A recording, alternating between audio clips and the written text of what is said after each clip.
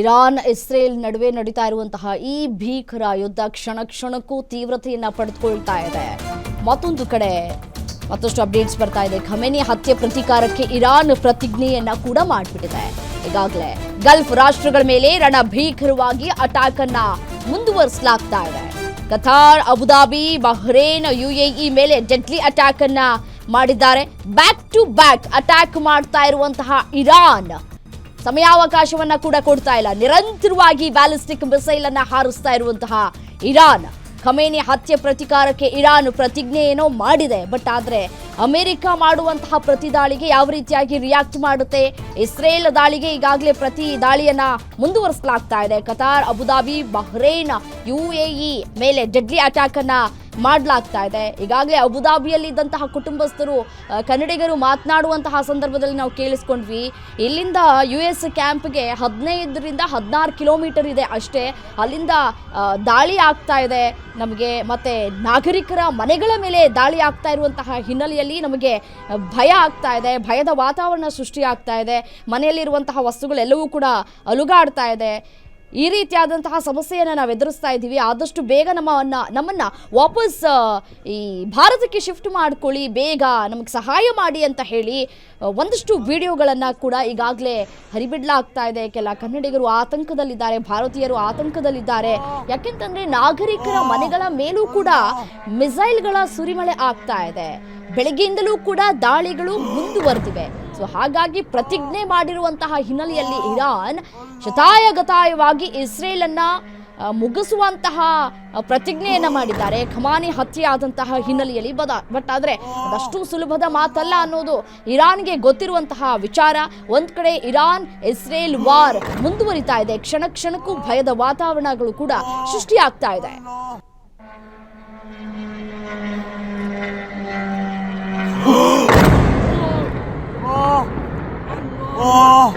Allah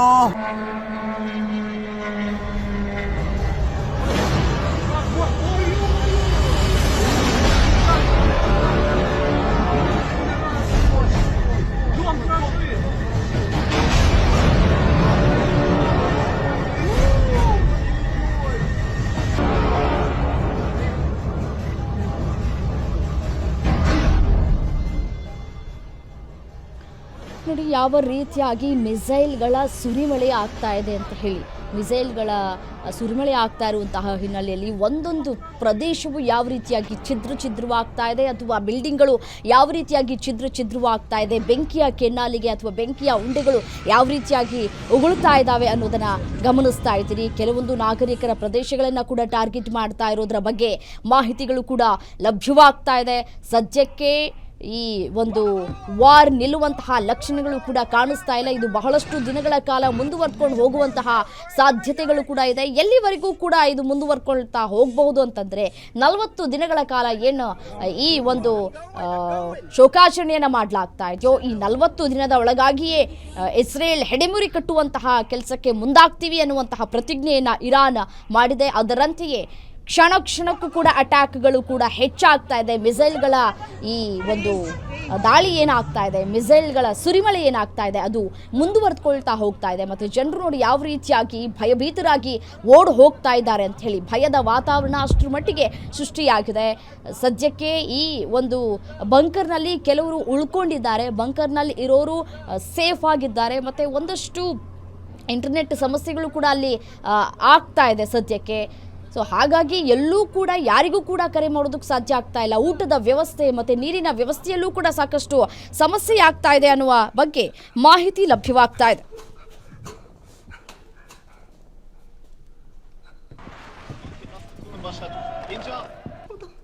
ಇನ್ನು ಇದೇ ವಿಚಾರಕ್ಕೆ ಸಂಬಂಧಪಟ್ಟಂತೆ ನಮ್ಮ ಜೊತೆ ಮಾತನಾಡಲಿಕ್ಕೆ ನಾಗರಾಜ್ ಪೂಜಾರಿ ಬಹ್ರೇನ್ನಿಂದ ನೇರ ಸಂಪರ್ಕದಲ್ಲಿ ಸಿಕ್ಕಿದ್ದಾರೆ.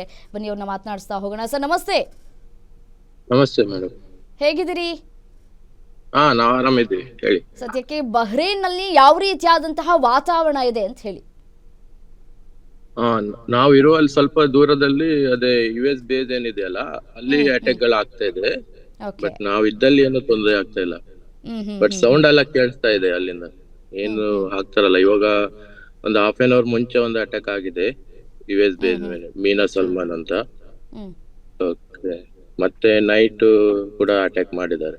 ಹ್ಮ್ ಹ್ಮ್ ಹ್ಮ್ But ಬೆಳಗ್ಗೆಯಿಂದಲೂ ಕೂಡ ಮಿಸೈಲ್ಗಳ ಅಟ್ಯಾಕ್ ಆಗ್ತಾ ಇದೆ, ಬಾಂಬ್ ದಾಳಿಗಳು ಆಗ್ತಾ ಇದೆ, ಕೇಳಕ್ ಸಿಗ್ತಾ ಇದೆ ನಿಮ್ಗೆ?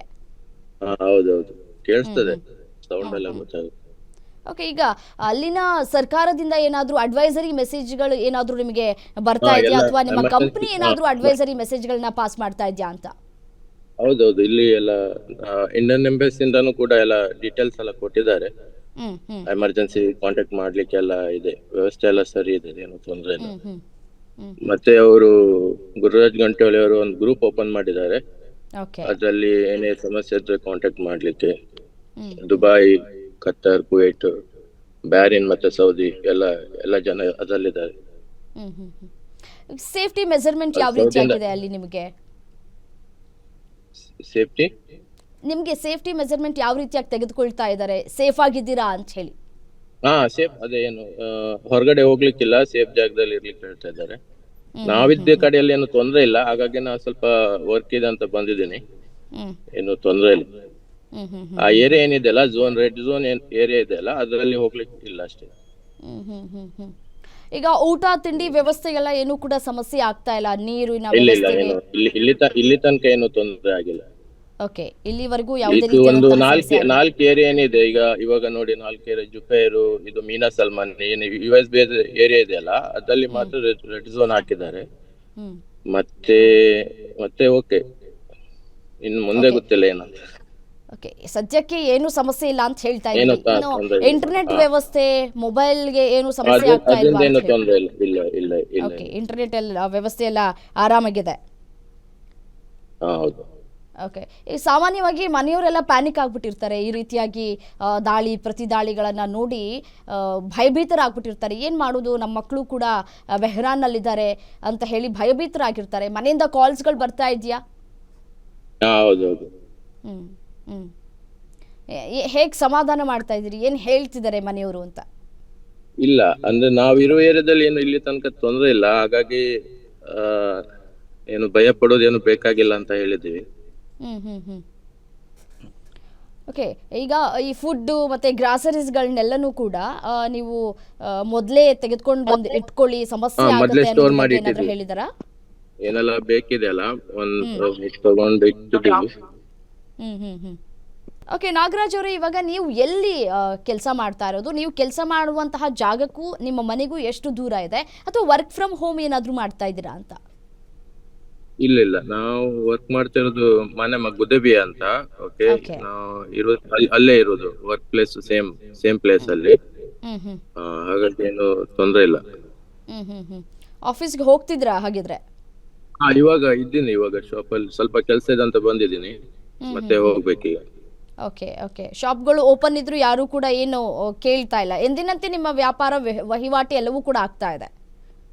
ಇಲ್ಲ, ಆಲ್ಮೋಸ್ಟ್ ಎಲ್ಲ ಕ್ಲೋಸ್ ಇದೆ. ನಮ್ದು ಕೆಲವೊಂದು ಕೆಲಸ ಇರುತ್ತೆ, ಆವಾಗ ಸ್ವಲ್ಪ ವರ್ಕ್ ಇದೆ, ಹಾಗಾಗಿ ಬಂದಿದ್ದೀನಿ, ಇವಾಗ ಹೋಗ್ಬೇಕೀಗ. ಓಕೆ, ಸಾಮಾನ್ಯವಾಗಿ ನೋಡಿ, ಕನ್ನಡಿಗರು ಈಗ ಅಲ್ಲಿ ಬಂದು ಸಿಲ್ಕ್ ಹಾಕೊಂಡಿದ್ದಾರೆ, ಈ ವಿಚಾರ ನಿಮ್ಮ ಕಿವಿಗೆ ತಲುಪಿದೆ ಅಂತ ಕಾಣಿಸುತ್ತೆ. ಸೊ ಸಾಮಾನ್ಯವಾಗಿ ಕೆಲವೊಂದು ಗ್ರೂಪ್ಗಳು ಇರುತ್ತೆ, ಈ ಗ್ರೂಪ್ಗಳ ಮುಖಾಂತರ ಭಾರತದವರು ಅಥವಾ ಈ ಕನ್ನಡಿಗರ ಗ್ರೂಪ್ಗಳು ಮಾಡ್ಕೊಂಡಿರ್ತಾರೆ, ವಾಟ್ಸಪ್ ಗ್ರೂಪ್ಗಳು, ಅಲ್ಲಿಂದ ಏನಾದರೂ ಮೆಸೇಜ್ಗಳು ಪಾಸ್ ಆಗ್ತಾ ಇದೆಯಾ, ಅಥವಾ ಸಹಾಯ ಮಾಡುವಂತಹ ಕೆಲಸಗಳಾಗ್ತಾ ಇದೆಯಾ? ಹೌದು, ನಮ್ಮ ಅಣ್ಣ ಸೌದಿಯಲ್ಲಿ ಇರೋದು, ಅವರು ನನ್ನ ಒಂದು ಗ್ರೂಪಲ್ಲಿ ಆಡ್ ಮಾಡಿದ್ದಾರೆ. ಓಕೆ, ಅದರಲ್ಲಿ ಎಲ್ಲ ಬ್ಯಾರಿನ್, ಸೌದಿ ಮತ್ತೆ ದುಬೈ, ಕತ್ತಾರ್, ಕುವೈಟ್ ಎಲ್ಲ ಇದ್ದಾರೆ ಅದರಲ್ಲಿ. ಅವರು ಗುರುರಾಜ್ ಗಂಟೆಯಲ್ಲಿ ಮಾಡಿರೋದಂತೆ, ಅದೇನು ಸಮಸ್ಯೆ ಇದ್ರೆ ಹೇಳ್ಕೊಬೋದಂತ ಹೇಳಿದ್ದಾರೆ. ಈಗ ಗ್ರೂಪ್ ಅಲ್ಲಿ ಮೆಸೇಜ್ಗಳು ಬರ್ತಾ ಇದೆಯಾ? ಯಾವ ರೀತಿಯಾದಂತಹ ಸಹಾಯವನ್ನ ಕೇಳ್ತಾ ಇದ್ದಾರೆ ಕನ್ನಡಿಗರು ಅಥವಾ ನಮ್ಮ ಭಾರತದವರು? ಅಲ್ಲ, ಬಟ್ ಇಲ್ಲಿ ತನಕ ಅದೇ ಇವಾಗ ನಾನು ಹೇಳಿದ್ನಲ್ಲ, ಇನ್ನು ಅಟ್ಯಾಕ್ ಆಗ್ತಾ ಇದೆ, ಅದ್ರ ಬಿಟ್ಟು ಮತ್ತೇನು ಜನರಿಗೇನು ಇದು ಆಗಿಲ್ಲ, ಇಲ್ಲಿ ತನಕ ತೊಂದ್ರೆ ಆಗಿಲ್ಲ, ಹಾಗಾಗಿ ಏನು ಮೆಸೇಜ್ ಬಂದಿಲ್ಲ. ಅದೇ ಎಮರ್ಜೆನ್ಸಿ ಕಾಲ್ಸ್ ಏನಾದ್ರು ಇದ್ರೆ ಇನ್ಫಾರ್ಮ್ ಮಾಡ್ಲಿಕ್ಕೆ ಏನೆಲ್ಲ ಇರ್ತದಲ್ಲ, ಅದು ಗೌರ್ಮೆಂಟ್ ಏನಿದೆ ಅದು ಕಾಂಟ್ಯಾಕ್ಟ್ ಮಾಡಿ ಅಂತ ಹೇಳ್ತಾ ಇದ್ದಾರೆ ಅಷ್ಟೇ. ಬಟ್ ನಾವಿದ್ದಲ್ಲಿ ಏನು ತೊಂದ್ರೆ ಇಲ್ಲ, ಖಾಲಿ ಬೇಸ್ ಮೇಲೆ ಅಟ್ಯಾಕ್ ಮಾಡ್ತಾ ಇದ್ದಾರೆ, ಸಿವಿಲಿಯನ್ಸ್ ಏನು ತೊಂದರೆ ಇಲ್ಲ. ಓಕೆ ಓಕೆ, ಈಗ ನೈಬರ್ಸ್ಗಳನ್ನ ಮಾತನಾಡಿಸುವಂತಹ ಕೆಲಸಕ್ಕೆ ಮುಂದಾಗಿದ್ದೀರಾ? ನೈಬರ್ಸ್ಗಳು ಏನು ಹೇಳ್ತಾ ಇದ್ದಾರೆ, ಅವರೇನಾದರೂ ಭಯಭೀತರಾಗಿದ್ದಾರಾ ಅಂತ?